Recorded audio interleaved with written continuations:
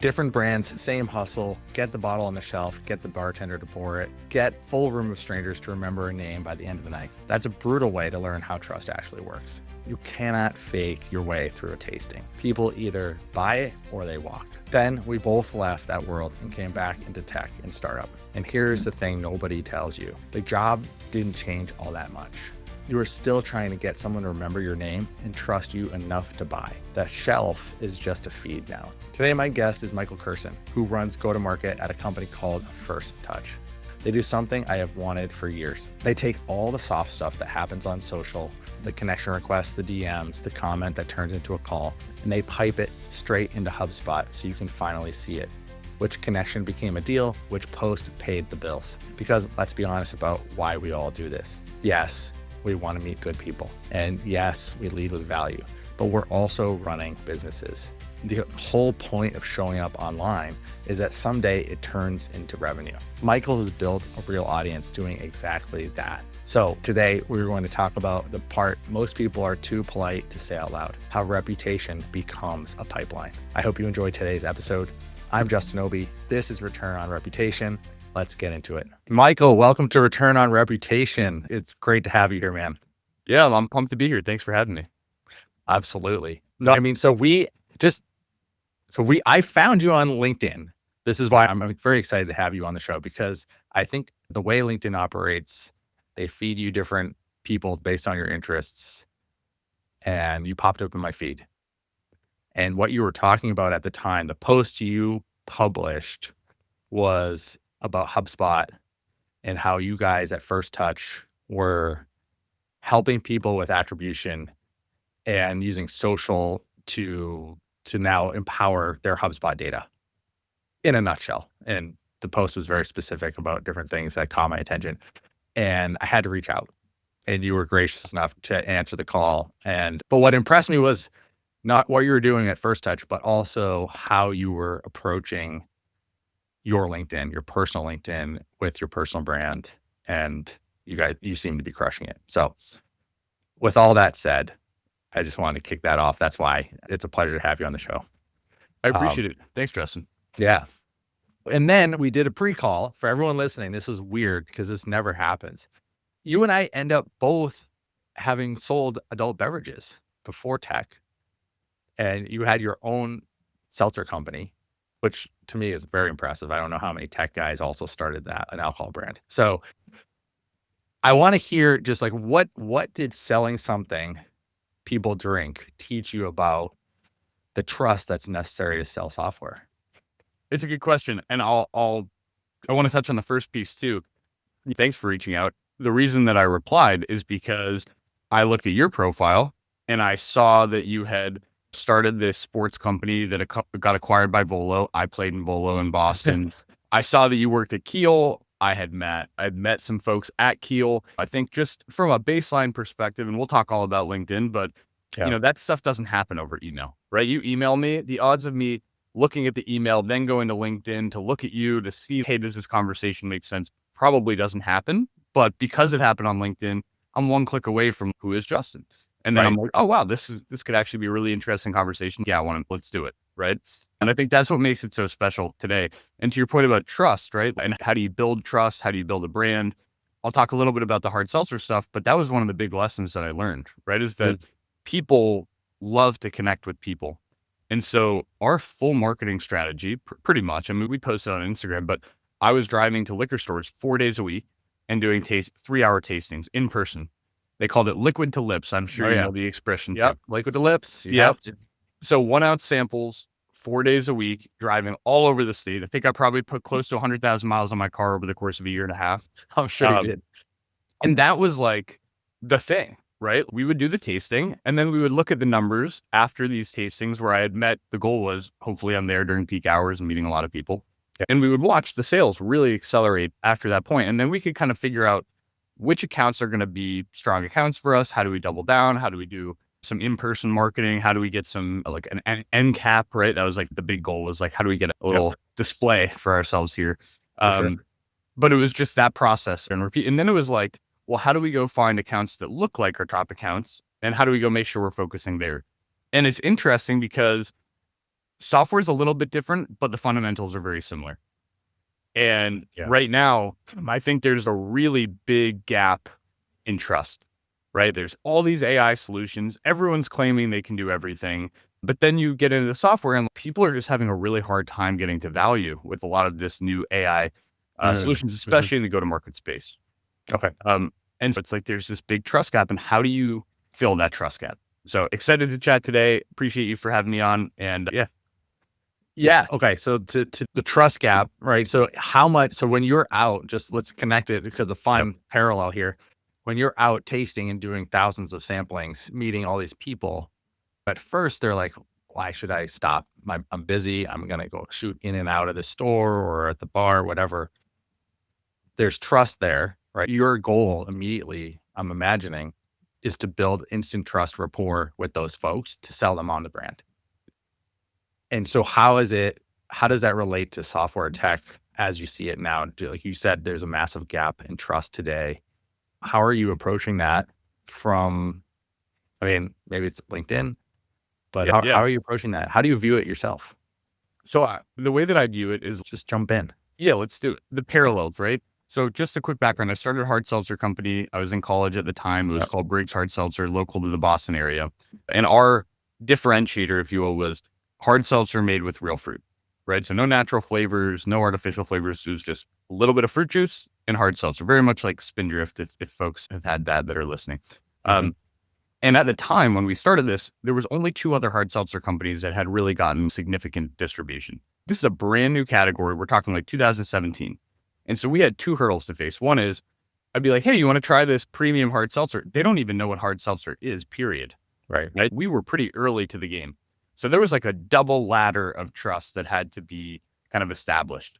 And so the best way that we did that was like, I would stake out my tasting around the beverages that I thought would be a good bridge into ours, right? So this is like flavored beers. This is Mike's Hard Lemonade. This is for the people that already knew of White Claw or Truly. It was getting those folks to come over and try our stuff as well. Then you had a whole bunch of people that they see a free 1 ounce sampling and they're, oh yeah, I want to try something for free. But it's about a funnel. So you have to kind of create that baseline of trust. And for me, it was like everyone that walked by, I'm like, hey, you got to try this. So I'm like having a bunch of these micro conversations. Yeah. But the big goal was not just to have a conversation. It was, hey, try this beverage out. Try to tell the story really quickly. We're 2 local guys who just dropped out of college to start this business and start to build some rapport. And then if they like it, of course, here's a 6-pack. This is what it costs, blah, blah, blah. Follow us on Instagram. So it's like, how do you funnel them into a channel where they're going to continuously see your content, continuously be reminded of you? Now they've met you at their local liquor store. Hopefully they come back and make a repurchase if they like the brand. Hopefully they tell people about it. So it's like, how do you build momentum with these micro conversations and hopefully expand it to something more? And I look at it very similarly on LinkedIn, right? Very much like how you found me. But that process started with a bunch of micro conversations. The format is a little different. It happens in the comment section, right? So making a comment, making someone aware of you. Oh, hey, that person made a relatively good point. That's interesting. When they go to connect with you or me, it's okay, cool. I'm going to click accept because they added some type of value or they made some type of comment. Now, this is fundamentally broken with AI. People that are using AI to comment, it just doesn't work. Oh, it's terrible. It's terrible. I don't think there's a point in trying. Yeah, it can actually it damages the brain. When I get AI comments, it's like I'm blocking that person mentally, right? And so what you do publicly on LinkedIn, I think it's really important that you try to be authentic. You try not to use AI. You can use AI to refine a post, whatever it may be, but the best way to get the engine started, the same way that we got the engine started with the hard seltzer company, is those micro conversations and turning that into something that can funnel into a deeper relationship. They comment back, right? All that. Yeah. Yeah. No, absolutely. And so I didn't know it at the time. So I went to a business school. I'm going way back here. But stick with me here because this relates. My first job while in college, well, not first job, but one of my biggest learnings I've ever had in my life, still today, I worked for Red Bull. Red Bull, they trained us. They invested in us. We're just now part-time college kids, right? But they brought us to improv trainings. They brought us to I had all these improv inspired trainings where the entire point and goal was to listen more than you speak in order to connect with the people you were about to talk to and sample. So it wasn't just cans and hands. We were actually trained not to give someone a can at this time in Red Bull's story. We were told not to give, if someone said, "Hey, I just had a coffee," I wasn't allowed to sample them because they were looking for peak energy effect. And so if you're already over caffeinated and you had a Red Bull, you're not going to feel it as much as someone who's already tired. And so our job was like to instantly connect with someone, right? What is it? Your shirt says Noble right Yeah. now. Yeah. Noble 9. Shout Yeah. out Noble I'd be 9. like, "Oh, Noble, I love that shirt." And I would hopefully know about it. How do you connect? Okay, cool. Now we're talking. And I think I'm bringing it all back because to when you were at Briggs, you were doing the same thing. And so for everyone listening, there's real strategies to all this. And the way you can connect with people is authentic first, but it's listening and observing, I think. And I want to see if you agree or not. So I'm putting that out there to see how you react. And I Yeah. think you can translate the same thing to LinkedIn Yeah. as well today.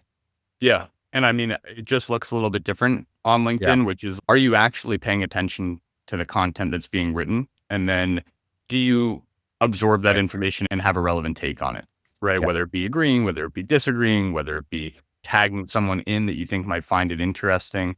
There's like a ton of ways to do it. But yeah, the first piece is like, you have to absorb it, right? And that's the listening. Right.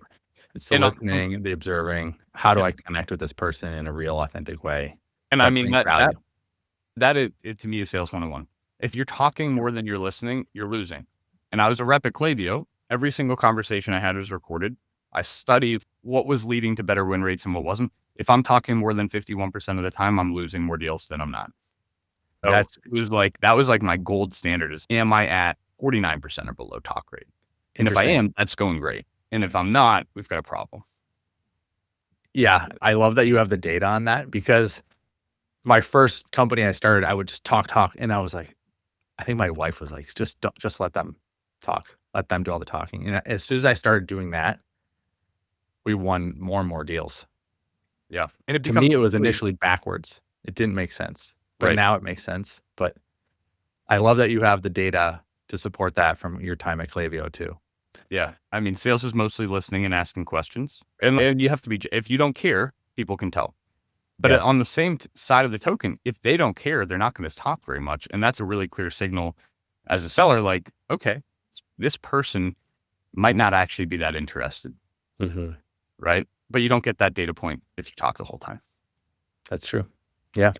Okay. And you mentioned comments, and I just want to highlight this because I think it's so important for people listening. No one comments. If you look at the average post, and I don't have the data in front of me on this, maybe I do, but as I finish this point, I'll bring up the data. If you look at the average post, just as you browse, look at how many people like a post and then how many comments. I'm going to say it's like maybe 10 to 1 or something like that. Yeah. Probably even higher. Yeah. Yeah. Could be Yep. 100 to 1. Yeah. And it's really interesting because it's my job to kind of study this and figure out what works and what doesn't, and then hopefully share that with everyone, right? That's a big part of our brand is trying to give people value before we ever ask for anything. One of the most interesting learnings here is I've now talked to Adam Robinson, 150,000 followers, Dharmesh, 1 million followers, right? And the one thread, and I always ask whenever I talk to someone about this, do you see the comments that are made on your posts? And this is from people that are posting regularly and get thousands of likes a week.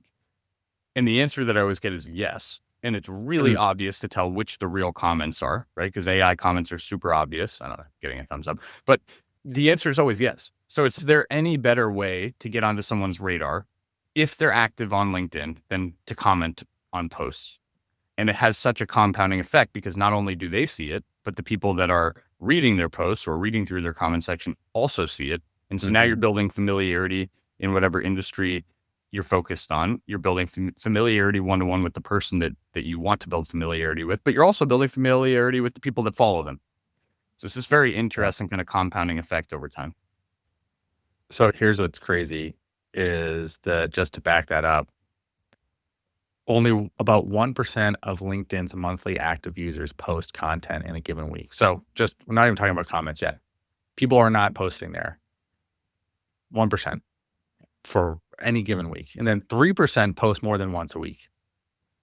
So you're probably in the top like 0.001% on LinkedIn.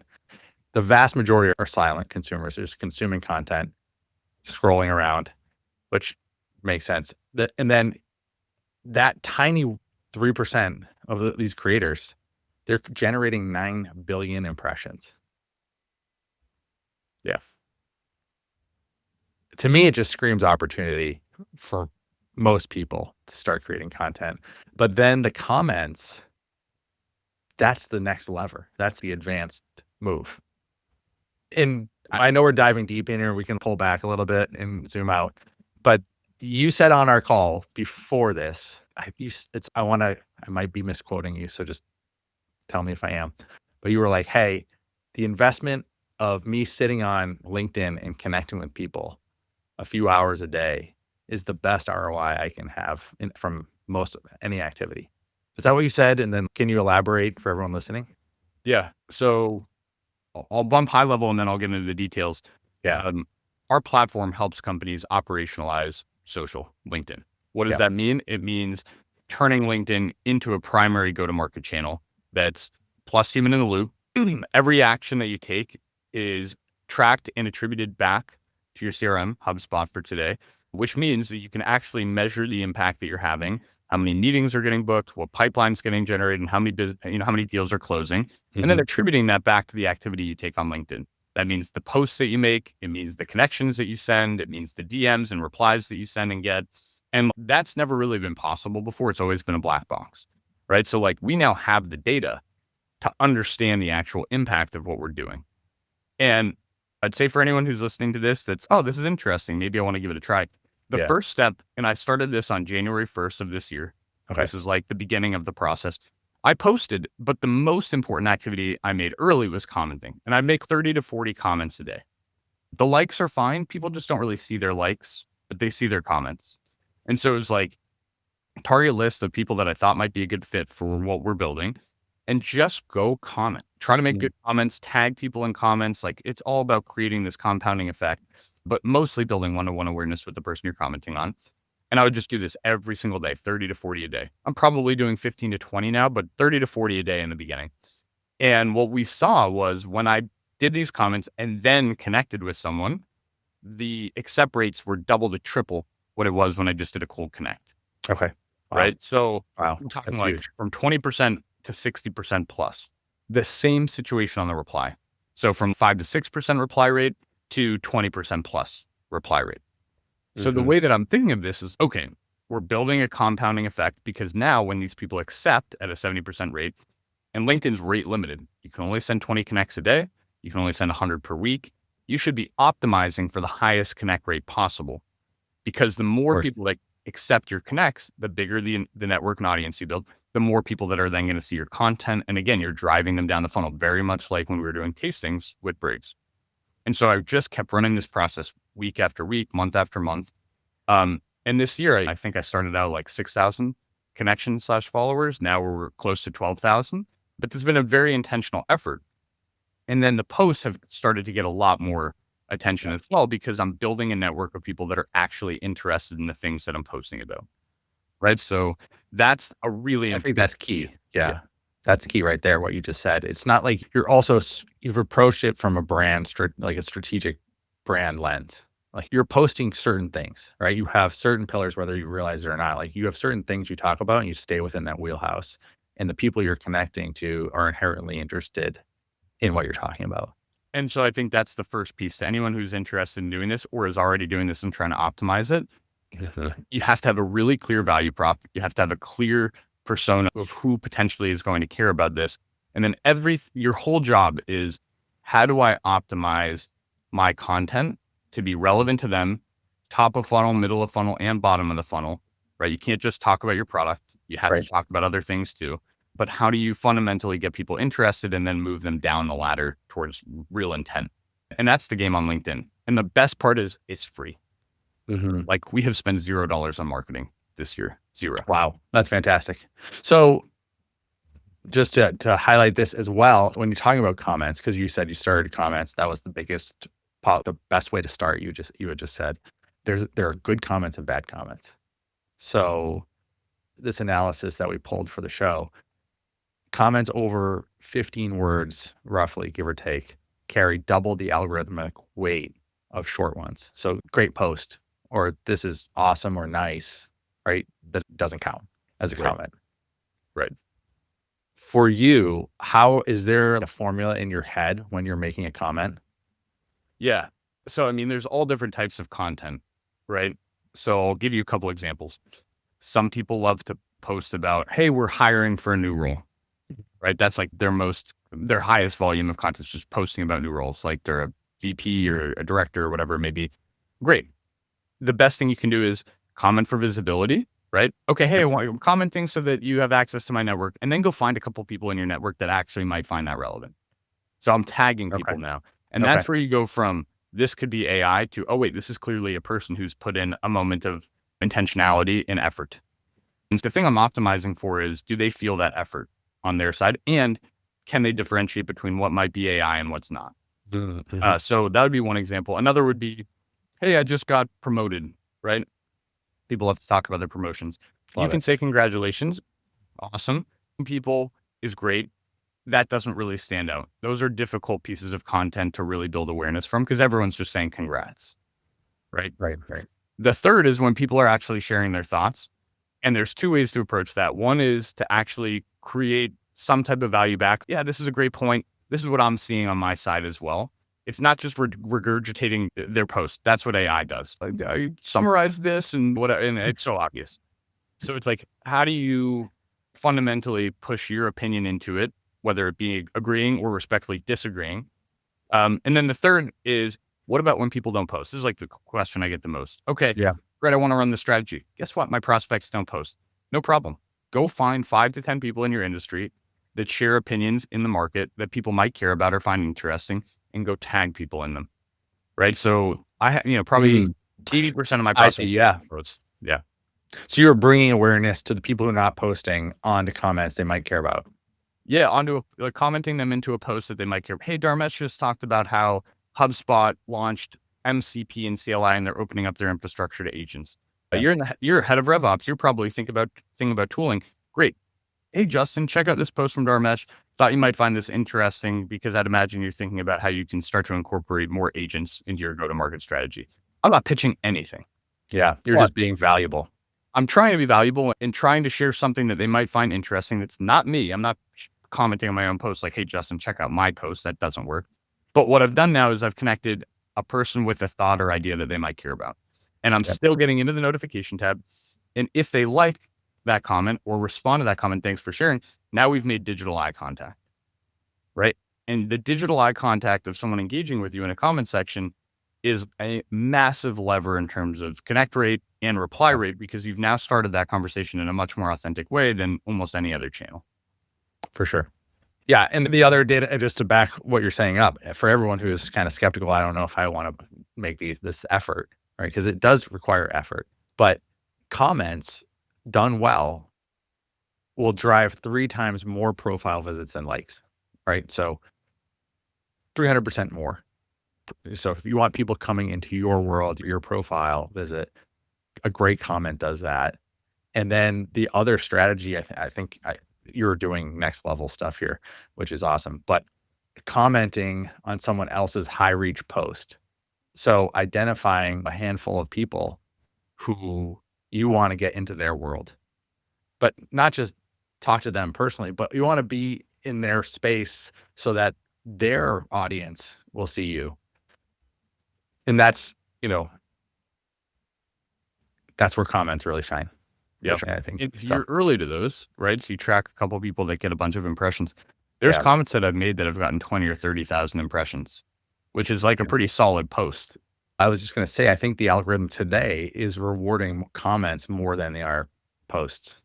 Sometimes, yeah. And then you comment, you drive people to your profile. Your profile is the new landing page. Yes. Right. And so 100%. studied this so much, but HubSpot built inbound marketing. It's a brilliant methodology, but it was all about the website, right? It was like, how do I create blog posts that create SEO, that get my blue link to the top of Google search to bring someone to a website, to capture them with an email capture form, and then email market to them until they end up booking a meeting with me. Yeah. That process no longer lives on the website because buyers no longer live on websites. They check websites, they don't live on them. They live in AI search, right? You're talking to Claude or GPT. Hey, tell me about this solution, X for Y for Z. What's the best thing for this? And that's where people are learning, and they're building that awareness on social. So humans read through LinkedIn, they find solutions, they find people they're interested in. LLMs do the same thing. And LinkedIn has become the number one cited platform for B2B professional content. So you're not only getting your posts and comments read by people, you're also influencing AI search, which has become a fundamental shift in how go-to-market is done. And so social, in my opinion, has become the new battleground for how you run go-to-market if your audience lives there. If your audience doesn't live on LinkedIn, just throw away everything I said. It doesn't matter to you. I would actually argue that, because if they're not on LinkedIn, they're definitely on another social platform. They're somewhere. Just not They're LinkedIn. on TikTok. Yeah. They're on Instagram. And I'll argue even the people who say, like the big executives, if you're big B2B and you're trying to target your whale hunting, they're secretly also on Instagram and TikTok. Yeah. They are at some level. Everyone is. And to your point, it's not just LinkedIn. It's every social platform. TikTok, and it sounds like I'm a big TikTok proponent. I'm not. But TikTok just altered their algorithm this week. So doubling down on SEO within the platform. Instagram is acting like an SEO platform. So they all are, to your point. And that the next thing is AEO, right? And so I couldn't agree with you more on social is the new battleground. Yeah. Social is a new battleground. I guess I was talking more particularly about LinkedIn. You just have to identify where your audience lives. 100%. No, And yeah. I'm expanding your point because it was a great point. I think B2B is LinkedIn 100%. Yeah. But also today's funnel is not linear. It's more circular, where people are going. I think omnipresence is one of the goals. And actually, when you make a connect on LinkedIn, the algorithm immediately starts feeding that person a bunch of different posts that you've made over time. Yeah. Which is great for omnipresence and thought, like top of mind. But then if I see you on LinkedIn, I also see you on a great podcast over here. So I think buyers and I've talked to a lot of people on the show, and everyone seems to agree here that the funnel is a little messier today. Totally. Yeah. And what you used to use to build awareness, which was cold email and cold calling, in my opinion, still important, but have shifted towards capturing awareness rather than creating awareness, right? So it's just like, where are people spending their time? They're not spending their time in their email inbox. They're not spending as much time answering cold calls. They're spending their time on LinkedIn and AI search. 100%. And so for our business, there's never been a system of action to operationalize social. And that's what we've built. Right. It's a way of understanding all of the engagement. Like our platform, for example, every post that I make and my colleagues, Ryan and Jared, make, we capture every comment on every post. So a lot of that awareness for businesses is like dark awareness, right? You don't actually look through every like and comment. So our platform captures it automatically on an ongoing basis. And then in our platform, it qualifies it for your ICP. So for us, I care about B2B SaaS businesses, 50 to 1,000 employees, right? They're on HubSpot. They're based in the US. The primary role that we care about is RevOps and sales leadership and marketing leadership. And so it qualifies it in real time. It gets rid of everyone who's a customer in our pipeline or non-ICP. And now we're left with a list of people that are engaging with us, that are aware of us through our content, that are a really great fit. And then it becomes the process of actually going out and converting it into conversations. And it's not immediately converting it into pipeline or meetings. It's, how do I start a conversation with this person and go back and forth and try to get them talking about what they're interested in or what could potentially be a mutual value point. And then it's converting it into meetings. And then ultimately, at the end of the day, it's championing. So how do you get these people to love your brand so much that they actually want to talk about it too? Yeah. And how long does that process take?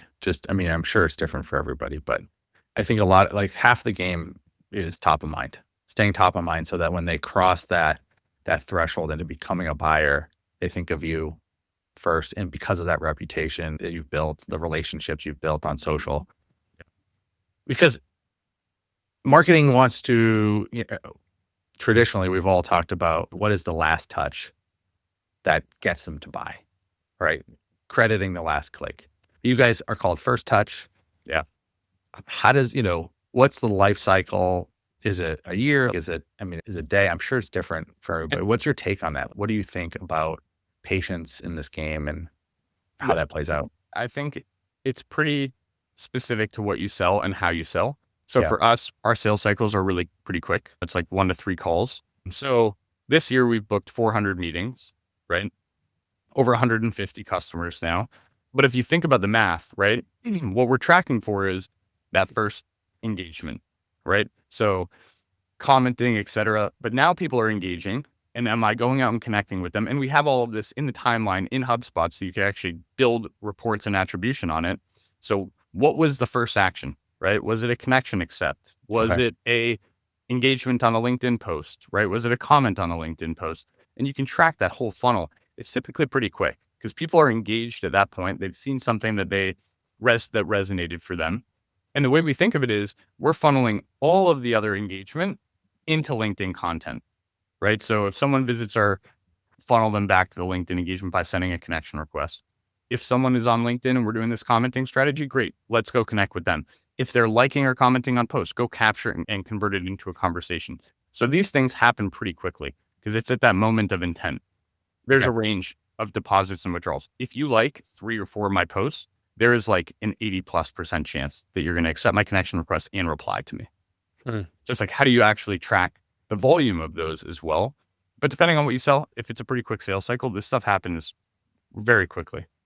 So FirstTouch is enabling you to see who is engaging with your posts, how frequently they are, and then kind of alerting you to say, hey, it's likely you should probably reach out to start a conversation.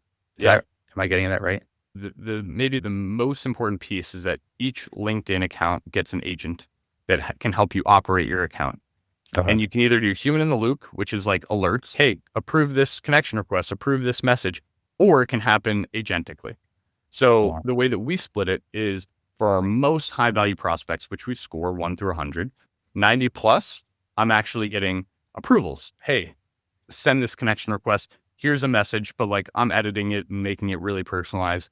And then anything below a 90, that's 50 to 90, that's worth connecting, but it's too much for me to spend my time. And so that's happening automatically. So our platform is automatically sending out connects, automatically sending out DMs and helping convert it down the funnel. Now, once they reply, that's all me, right? But it's like, how do you start that conversation? Yep. So it's giving you signal in order to say, hey, this is worth a conversation. Yeah. And I think the really important piece is human in the loop versus automation. Where are humans best and most importantly fitting into this process, and where are agents most important and basically taking up a lot of that slack of things that you wouldn't be able to get to as a human? And so that's the fundamental process, is a combination of agents and humans. Mm-hmm. Do you think, so I get, I don't know how many every single day, just cold outreach, whether it's email or through LinkedIn, and they go straight for the pitch. Yep. And I'm always shocked. Like it can't be converting, right? Because I don't respond to any of them. And then there's Sales Navigator, which theoretically does the same thing. So I guess 2-part question. Do you think Sales Navigator works in today's world? Is it necessary? And part 2 is like, why are people going for the pitch? It's like asking a girl out upon seeing her. This is like fundamentally, if you're doing cold outbound, this is where I think commenting makes a huge difference. Okay. Right? Because if you liken it to a bar, which I think is actually a good analogy, but if you go up to someone at a bar, hey, I want to take you out. Like maybe you bat 1 for 1,000 on that, right? But when you go up and you make eye contact, digital eye contact for LinkedIn, like that process happens a lot more naturally. But it's not, hey, let's go out. It's asking a question. Yeah. Right. And starting a conversation. And I think that's the best way to do cold outbound. And then there's probably a piece that businesses are thinking a lot about, but they're like, how would I do this? And this is where you take intent, right? It's not like, oh, this person's hiring a salesperson. They must be a great fit for what we're doing. It's who's in your sphere of influence, right? Who's Yes. engaging Yeah. with your content, who's visiting your website, who's downloading content from a site potentially, right? Like, who are the people that actually are aware of you and are a good fit? And those are the types of people that you can most easily start conversations with, but are typically ignored, right? Yeah. And then you look a little bit deeper in the funnel and it's okay, someone meets with you. Great.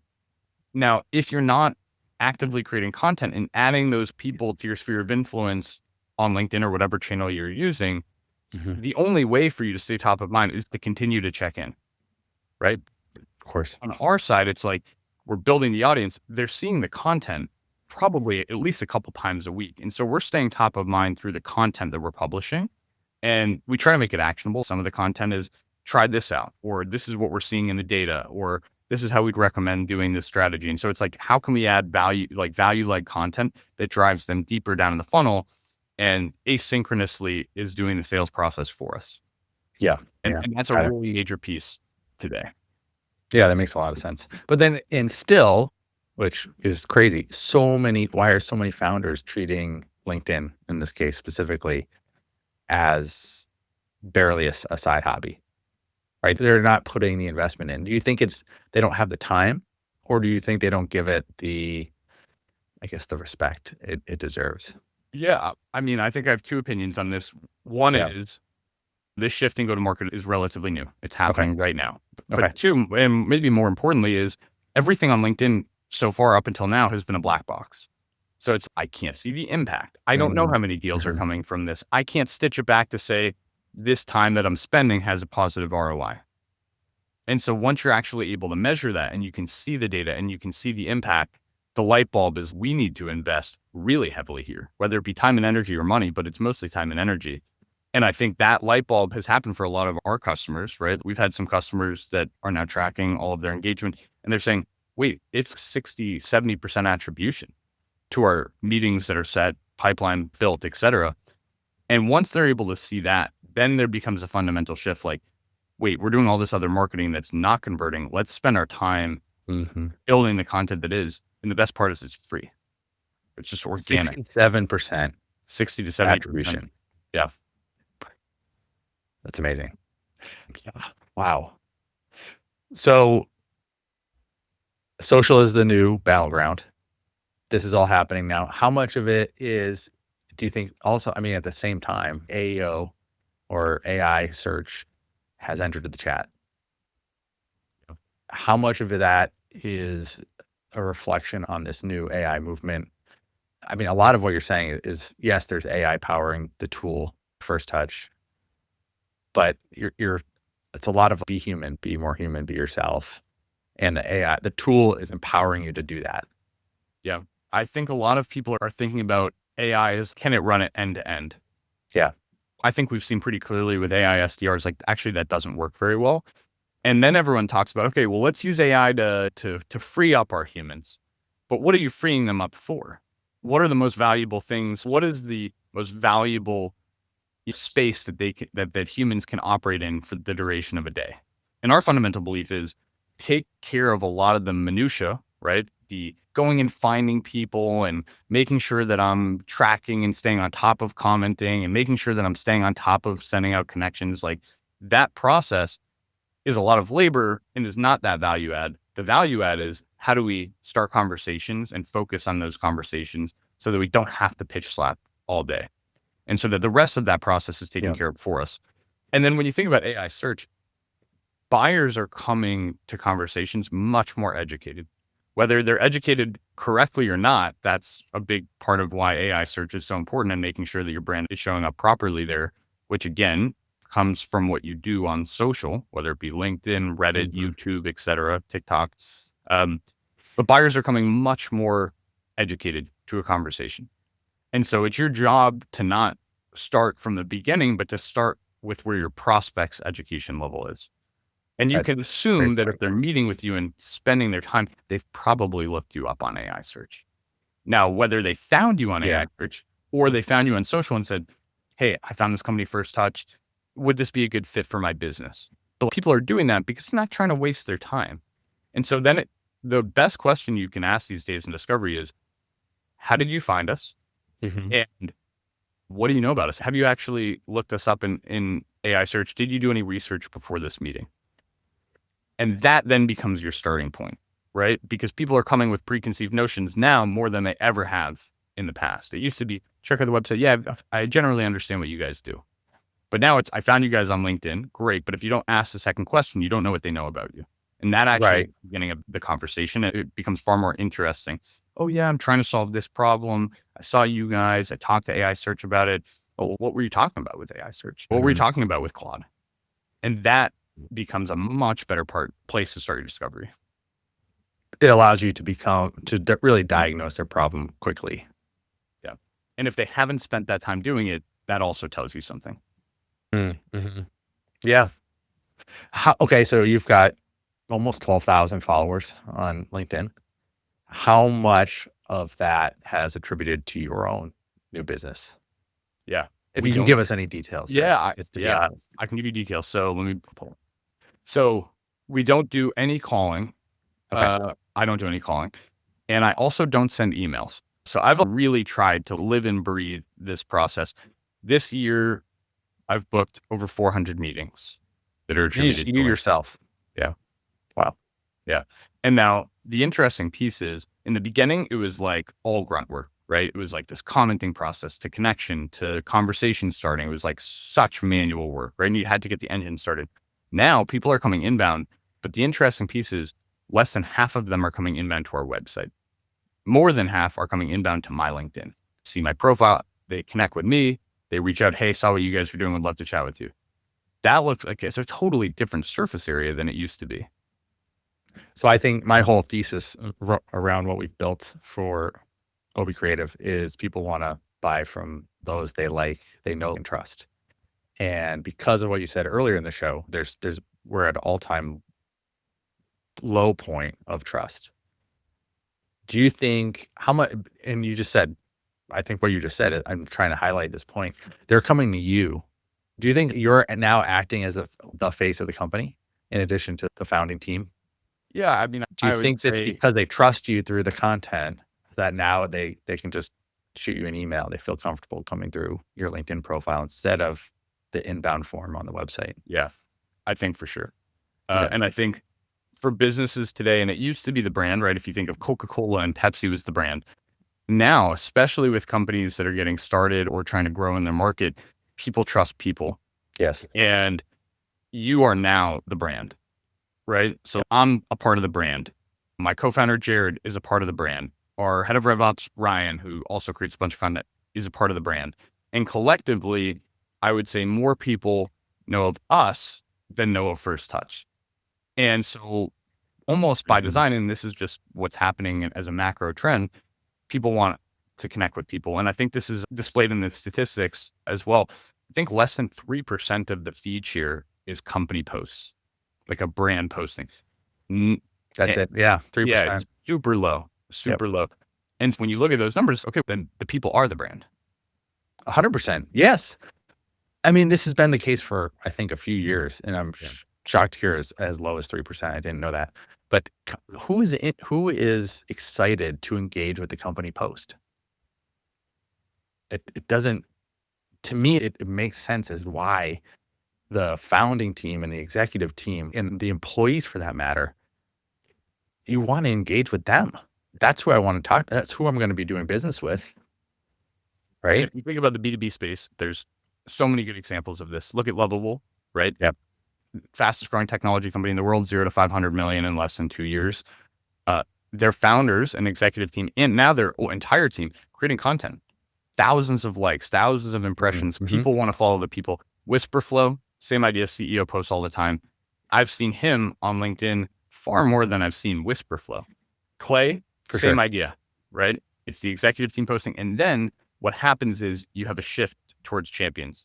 So now other people want to post about you because they get some type of value out of what you've built and how it can help their business or how it can help their job. And so you end up flipping the table where then you have a ton of people talking about you and sharing how they're using your tool or sharing how they're using your strategies, whatever it may be. But yeah, I mean, if you look at a lot of the AI native companies that have blown up, a lot of it comes from executive level content and creating the brand through people.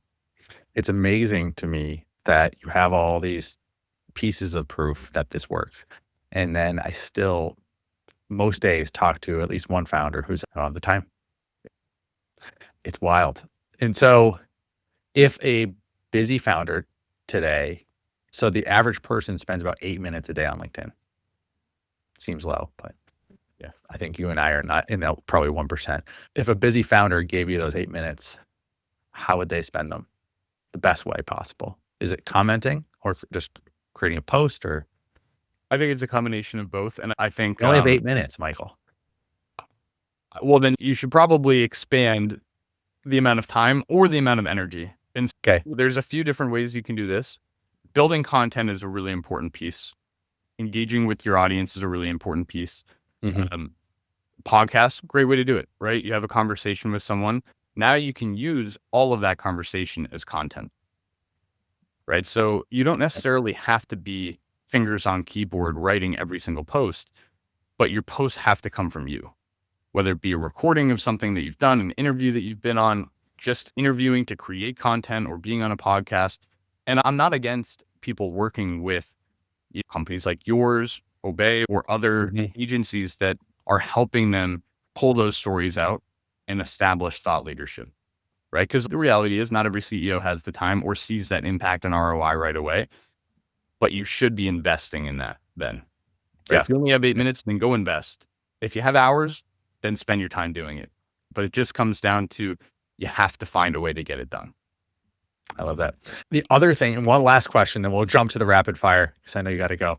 So many people, I don't know if you've heard this, they're like, just in passing, I hear these conversations. So anecdotally, a lot of people are, LinkedIn posting is so cringe.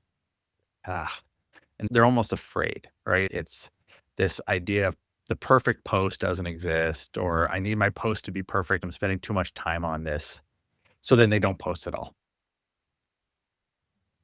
I tell people, just post it. Just get it out there and what's the lowest effort thing you've posted? Because I think it's easier than a lot of people are thinking. And so I guess the question is, what is the lowest effort thing you've posted that outperformed something you've sweated over? Like, It just comes down to context. So okay, I had an interesting conversation with a prospect or an interesting conversation with a customer, right? Great. I'm going to go take that recording and I'm going to play around in AI with it to find like what would be a good story to tell and then use it. Yeah. And I'll kind of make this quick point, which is everything we've talked about is buyers now live in LLMs and AI search and social. The LLMs crawl social, right? So you're building human awareness and awareness with the LLMs. If you don't do it, I think you'll fundamentally disappear for the next couple of years. That is where people live. That's where people find solutions. And if you don't live there and you don't optimize for it, you will disappear. And cold calling and cold emailing are only getting harder. They're ungated. Volume is going up. Attention level is going down. To me, it's like a fundamental go-to-market decision to say, I don't want to disappear. I need to spend my time here. Yeah, I would agree with that. I think you've got a few years, not to be dramatic, but yeah. And it's early now, but you got to do it. Earlier in the podcast, I interviewed an incredible tech founder, Andrew Nash, and he's very excited about AI, but he said in a world of AI, you really, and I'm paraphrasing, I think it was episode 6. He said, you will only have 2 things. You'll have your network, like the people you know, and you'll have your reputation. Yep. Everything else. So I think that kind of highlights what you just said. Yeah, I agree. Okay. Rapid fire. It's my favorite part of the show. All right. Rules. It's fast, quick answers. You can pass if you want. What is one piece of advice you'd give your younger self in the beverage business? Just to go back to the top of the show. Make sure you manage your cash and supply chain. Okay. All right. Very similar to now, building a business. Okay. A founder or creator whose LinkedIn you actually study, someone you respect as a content creator on LinkedIn. Adam Robinson. from R2B2, R2B. RB2B.